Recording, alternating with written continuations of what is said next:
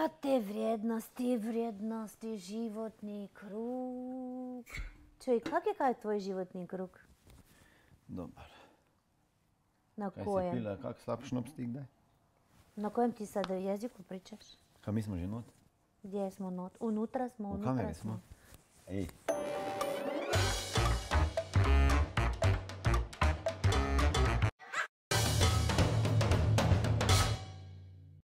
Uživo smo. Ej, dobro veče, drage kolegice i kolegi. Dobrodošli iz našeg dnevnog boravka.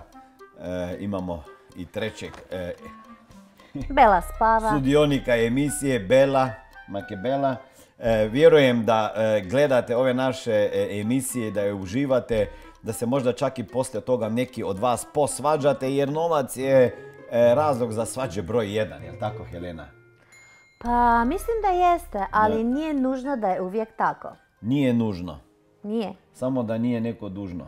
Samo da nije tužno. Samo da nije tužno, da. Nije nužno da je tužno. Nije nužno, samo da nije tužno, ne. Za ispunjen i sretan život važno je da razvijamo sva područja našeg života. Znači, financije naravno jedan su dio toga. Ja. I danas ćemo pričati o životnom krugu. Znaš ti to što je životni A kakvu krug? vezu ima životni krug sa financijama, se sada neko pita. Smiljane, da li nije to neka vježba za osobno rast i duhovno rast? Životni krug nije ništa veze nema sa financijama. A ima na tom životnom krugu, mislim da PDF si mogao skinuti besplatno i da si ga isprintate dok gledate ovu emisiju i da gledate i da radite vježbu. Vama će pomagati. Inače imate Ja i Helena i ovdje. minimalno jednom put godišnje radimo to, a jedno je da ja radim svaki 6 mjeseci za sebe. Za porodični životni krug radimo jedan put godišnje. Možda ćemo sada malo češće to raditi, sad kad su djeca malo odrasla. Kad su malo veći, Znači, mogli bismo. ja ga zovem životni krug, ali ga možete vi zvati porodični životni krug. Porodični životni krug ćete ga zvati ako ćete gledati gdje se nalazite na različitim područjima vašeg života kao familija. Kao familija. Jer ako radi sam za sebe, onda će sam za sebe to raditi, to vježbu koju ćemo vama pokazati. A ako radite muž i žena, onda je to bračni par životni krug. Okay? Životni krug bračnog para.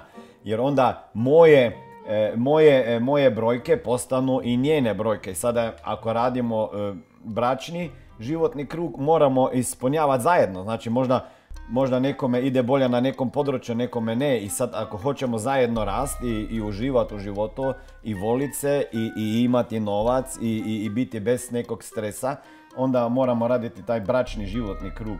A ako radimo kao cijela familija i imate djecu, onda to familijarni životni krug. Znači, na tom životnom krugu ima više stvari. Područja. I zašto je bitno da gledamo taj životni krug? Pa recimo evo ovako ovdje, ako pogledate ovako izgleda životni krug, ako još niste skinuli. Sad vi bi vjerojatno možda neki od vas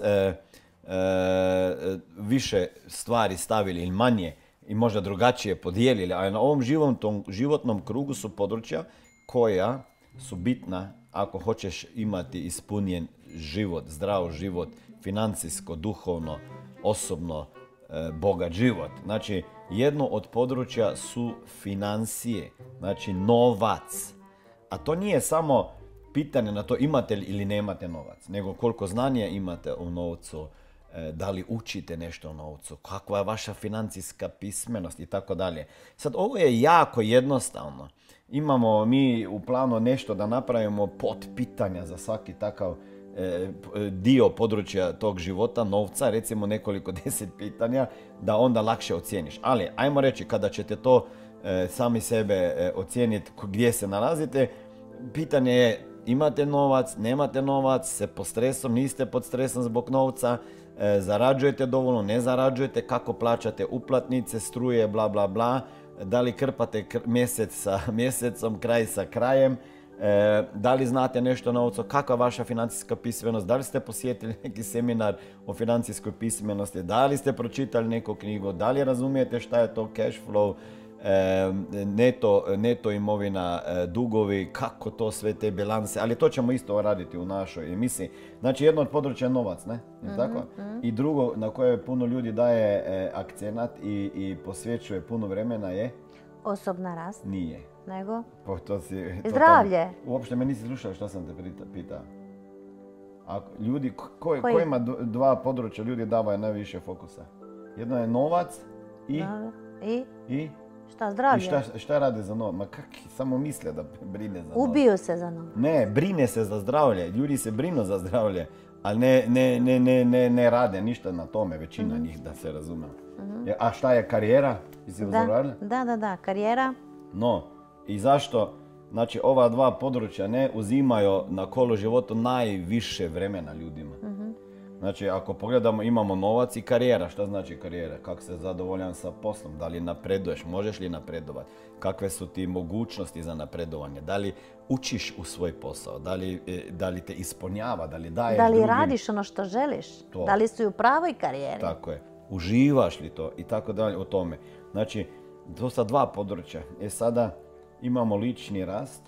Znači, da li rastete, da li čitate, da li postajete bolja osoba, utjecajnija osoba i tako da. To što je bitno je da ako bi vozili biciklu, kakav bi željeli da je naš bicikl, znači taj prvi dio, da li je ovako da teče ili da je ovako malo, kako bi rekli, nešto mu fali.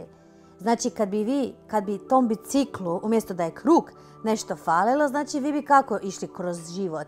I to je bitno da razumemo, znači super je ako dajemo neki fokus na, ne znam, osobnu rast, ali osobna rast i još nešto. Da nije sve na jednom području.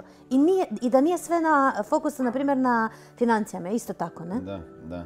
Znači, uravnoteženo kolo života. Onda imamo hobi, ne? Onda imamo vrijeme, kako raspolagate sa vremenom, imate li dovoljno slobodnog vremena, imate li vremena za sebe, za porodicu i tako dalje, za neke stvari. Onda područje zdravlja, je tako? Znači, ne samo zdrav sam, to je super, ne?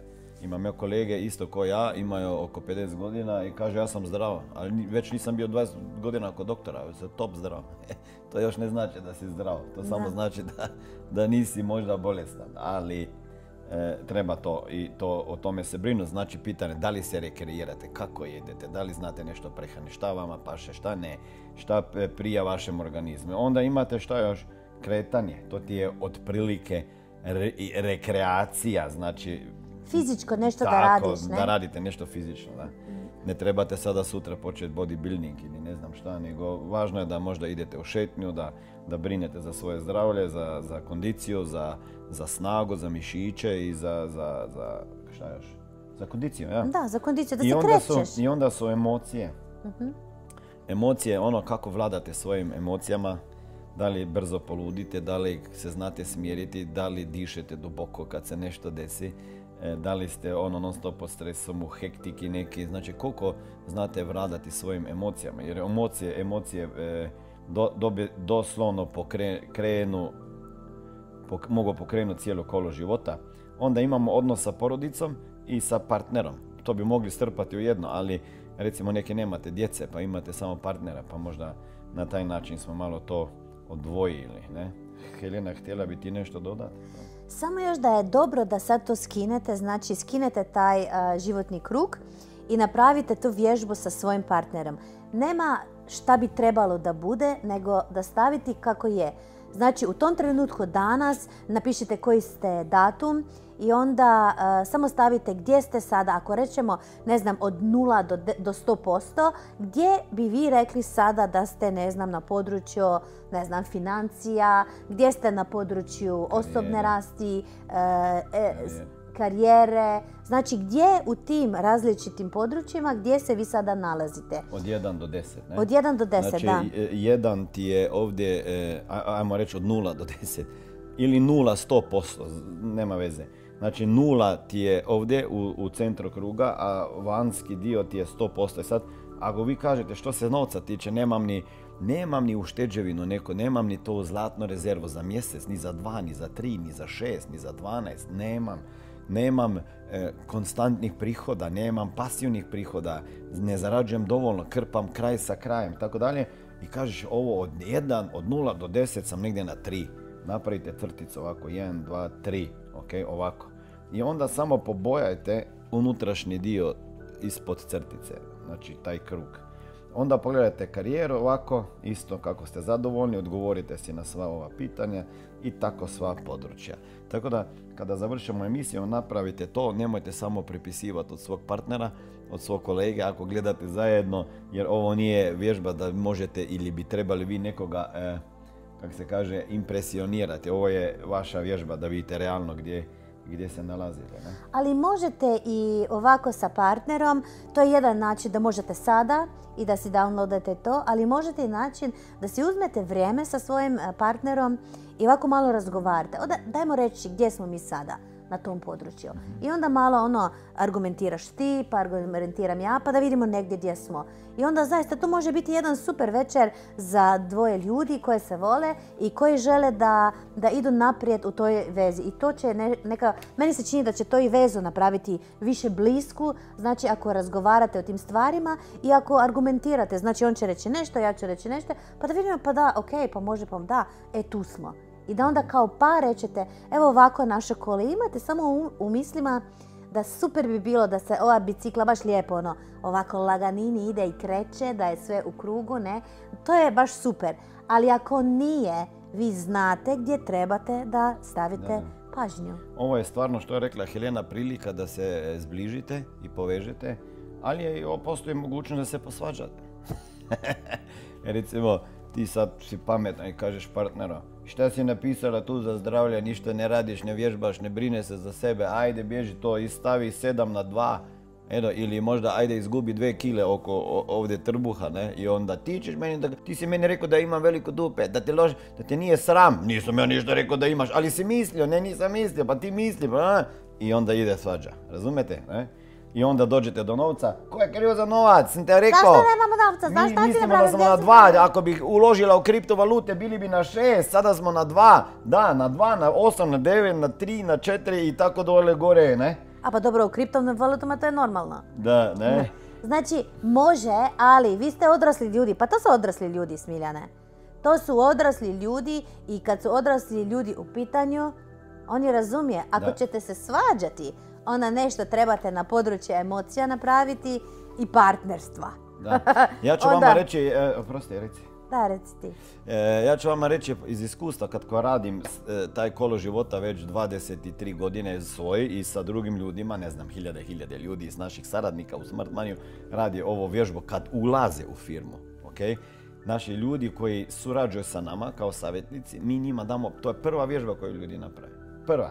Zašto? Pa da vidimo gdje su i gdje bi htjeli biti i kako mi možemo njima pomoći da oni napreduju na cijelom krugu tog života i sa financijama i karijerom. I ako su došli možda u našu firmu zbog novca da zarade i zbog karijere da naprave, a na kraju mi gledamo da oni rastu i na ostalim područjima. Sam ja vidio kao poduzetnik, ako čovjek ne raste na nekim područjima na tom kolo života, pa ima novac i karijeru, može sve to srušiti samo zbog toga jer mu zdravlje ne funkcionira. Ili odnos. Neki ljudi koji su me uzeli za savjetovanje ili za coaching poduzetnici ili rekli su, ajde daj budi mi coach, business coach, da ja pokrenem svoj biznis, da raste moja firma i promet i dobit i tak dalje. I onda vidimo, kad počnemo pričati o odnosima, o porodici sa suprugom, vlamo tamo, vidiš da su na drugim područjima kola života više problema i ti problemi onda utječu i na biznis. I to sam htio reći, ne?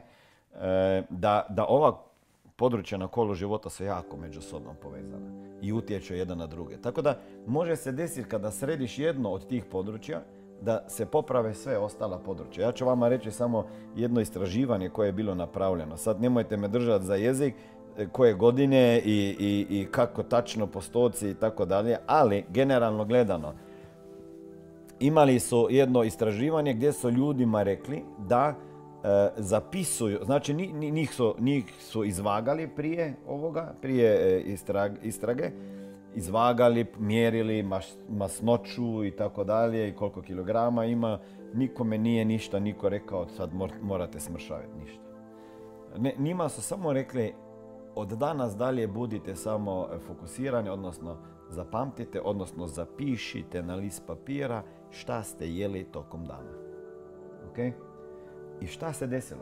Šta misliš kad su ljudi samo to vježbu radili? Da su počeli pisati šta jedu tokom dana. Počelo se, ja mislim da oni su imali fokus na tome šta jedu, onda su počeli razmišljati, wow, da li je to dobro za mene ili nije, znači za neko zdravlje, da li mislite da je na kraju utjecalo na njihovo zdravlje? Da, njih su opet stavili na vage i sve, i šta su vidjeli, da su u prosjeku ti ljudi, iako njima nije bilo rečeno da moraju smršaviti za mjesec, dva, u prosjeku su izgubili od 2 do 4 kilograma. Jer im je bio fokus na... Samo zbog toga, zbog jedne obične vježbe. Piši i budi svjestan šta jedeš. A nije bit te priče to. Možda iz ovoga možemo više nešto naučiti. Da ako ja dam fokus jednom području i ako samo se razmišljam o tome šta radim i tako dalje, počet će to raspat pa se razvijati i bit će efekat. Ali pazi šta je bio byprodukt ove vježbe. Svi ovi koji su tu vježbu radili, rekli su da su prvi puta u tih 2 mjeseca, mjesec, 2, uštedili neki novac. I sada naučnicima nije bilo jasno šta se desilo. I sad su rekli, ok, napravimo obrnuti eksperiment. Ne? Obrnuti. I sad su dali druge grupe ljudi i njima su rekli nek zapisuju sve što kupuju i gdje troše novac. Znači, popio kavu euro. Pojeo ručak 10 eura. Ništa drugo, niko nije rekao mora nešto uštediti. I normalno šta se desilo. Poslije 2 mjeseca svi kažu stavila sam financije pod kontrolu, znam koliko ulazi, izlazi, ovoliko sam potrošio ovaj mjesec, ovo mi je ostalo, čak su uštedili. Normalno, znači fokus ovdje, ljudi gube težinu. Fokus ovdje, ljudi uštede i kontroliraju svoje financije. Manje su bili pod stresom. Sve su rekli onako. Ali opet, ova grupa ljudi kaže, a nećete vjerovati, i smršavili smo nekoliko kilograma. I onda dođe ta teorija do toga da su došli do zaključka da kada ti uvedeš neku disciplinu ili naviku samo na jedno područje kola života, to će se odraziti polako na sva područja vašeg kola života. I zato možda odlučite da li emisija je financijska, ok? Ali gdje ćete početi? Ok, možda nisu financija i karijera. Ako gledamo financija i karijera područja, to su 2 područja koja ljudima uzimaju 2/3 budnog vremena. Od 24 sata, 6 sati se spava, a ostale 2/3 većina ljudi radi i preživljava i zarađuju da bi preživjeli. Okay? Mnogo od njih zarađuju da bi preživjeli, a mnogo njih ni ne živi. Okay? Nemaju vremena. Sad zašto i kako, to nije sad ta tema, ali kada ljude pitaš gdje najviše troše, gube vremena i fokus, kažu recimo na karijeru, na poslu su, a novca nema. Znači, nemaju vremena, nemaju slobodnog vremena, nemaju ovo, nema ono, odnosi su loši i kaže, ali non stop radim. Onda nema novca, šta radiš? I sad ako ja to kažem, neki ćete me napasti. Smiljan, ti kako možeš to pričati, ajde ti dođi nama dole u goste, na Balkanu, u ovaj grad, pa da ti vidiš, pa živi sa 200, pa 300 eura. Sve to ja razumijem, bio sam u tom položaju, razumijem vas, pričam s ljudima, ali to ne mogu primiti ovo, odgovor. Jer ako vas previše razumijem, onda vama ne mogu pomagati. Znači, promijenite najprije način razmišljanja o tome, pogledajte kako možete dodati vrijednost svijetu, koje sposobnosti trebate da bi zaradili više, šta znat da bi vas neko bio spreman više platiti. Možda ste toliko malo plaćani zbog toga jer vaše znanje, spretnosti, znanje, sposobnosti su toliko više na tržištu masovno da ljudi stvarno mogu ocijenkati se za to znanje. Sad ako imaš ti neko veće znanje, recimo i znanje iz prodaje pa možeš dovući promet, to se više plaća. Okay? Tako da to koliko zarađuje čovjek možda je povezano s time kakve znanje, spretnosti i sposobnosti ima i na koliko ljudi možeš pozitivno utjecati. No? I šta sam htio reći, karijera je jako bitna, ali ako nešto tu ne štima, onda možda je vrijeme danas, poslije ovih korona zabava i tako dalje. Evo danas imamo Freedom Day u Sloveniji. Nema više mjera, nema više ovo. Mislim, ovo je bilo, ja mislim da posljednji put sam se ovako osjećao 45. godine kad su se Njemci povlačili. Ali nisam bio još tada živ. Ovo je stvarno osjećaj kao da smo bili okupirani. Pa dobro, nećemo sad o tome. O čemu? O financijama pričamo. To, da. Da. Znači, downloadajte si ovu, napravite vježbu, downloadajte si ovaj životni krug i uzmite si vrijeme. To vam je toliko jednostavna zadaća, toliko jednostavno napraviti, ali jednostavne stvari koje funkcionira i to je jedna od tih vježba koja je vrlo bitna za život i vrlo je jednostavna. I nemojte misliti da ako su neke stvari jednostavne, da nisu ok, jer jednostavne stvari povuču svijet. Je li tako? Ja, znači karijera, novac, ako hoćete više naučiti o novcu, Smart Money, misija je financijska pismenost u svakoj kući. Pridružite se nama na ovoj misiji. Ako bi bio bar neko od svake kuće malo financijsko pismen, mislim da bi manje ljudi bilo siromašnih i manje ljudi bi bilo pod stresom. Kad sam na seminaru ljude pitao da li znaju da li su čuli za to, i čak je Svjetska zdravstvena organizacija rekla da je razlog za bolesti broj 1 šta? Stres, ok, sad stres. Ti ima tih stresova koliko hoćeš. A najviše? Znači, neko je pod stresom, pošto danas nema vremena da gleda nogometnu utakmicu. To ti je stres neki, ne? A ja sam bio nekad kad sam zakasnio pa nisam mogao gledati. Znači, ali verovatno znate za to da stres utječe na zdravlje i da razlog za većinu bolesti ljudi, doktori kažu stres. Sad ja imam 700.000 ljudi ispred sebe u sali, mislim, ne znaju još, ali 2. aprila dolazim u Beograd na seminar, zapišite si 2. april, nije 1. april, jer ako bi bio stavit ćemo link. Ako bi bio 1. april, onda misli da se šalim, ali 2. april, poslije 2,5 godine, 3 ću biti u Beogradu uživo na Bini na seminaru, tako da se možemo tamo vidjeti. Ja sam 100% siguran da će karte otići poing, tako da budite brze. To slučajno sam se sjetio malo EPP. I sad idemo dalje. Pa ne idemo više dalje, nego ako želite, prijavite se na naš show. Znači, mi ćemo svake 3 sedmice, tu smo, snimimo stvari zbog toga jer želimo da izboljšate svoj financijski život, a nećete samo financijski, nego ćete i na sva područja u životu utjecati i mi samo vama želimo da vaše bicikla dobro teče. Ali nisam završio to, ne? I onda ljude pitam da li su pod stresom. I nekad pa kažu da, a ja kažem ok, ako ste čuli da je stres razlog broj 1 za bolesti, recite vi meni iskreno sad. Šta vama predstavlja dnevno najviše stresa? I šta kažu ljudi? Novac, briga o financijama, kako ću platiti ovo, kako ovo, da li će biti plata, da li ovo. I onda ja kažem, ja nisam ne doktor, ne naučni profesor, ali ako su doktori rekli da je stres razlog broj 1 za bolesti, a meni ljudi ovako kažu da im je novac najveći stres, pa rekao, pa onda taj siromaštvo i nedostatak novca doslovno skraćuje ljudima život, jel tako? Da. Tako da ajmo ovu emisiju privesti danas kraju, jel tako? Razmišljate o tome da i više ne pričate da novac nije sve, jer niko nije rekao da novac sve, ni zdravlje nije sve, sve je jednako bitno. Zašto bi bilo nešto bitnije od drugog? Neki ljudi imaju ta uvjerenja, pa najviše je bitno da si zdrav. Pa normalno da je bitno da si zdrav, ne?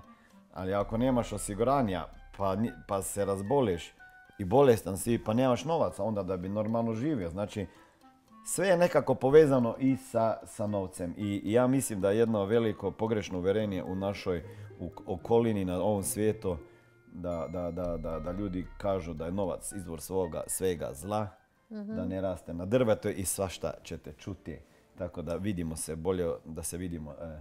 U sljedećoj emisiji gdje ćemo pričati o neto imovini i kako doći do toga. Da, i malo u parovima šta bi trebali da priča. Znači, ako imate ili ako nemate, ako ste sami, šta bi trebali sami sa sobom da pročitati, šta bi morali da znate o svom financijskom stanju. Vidimo se. Ćao.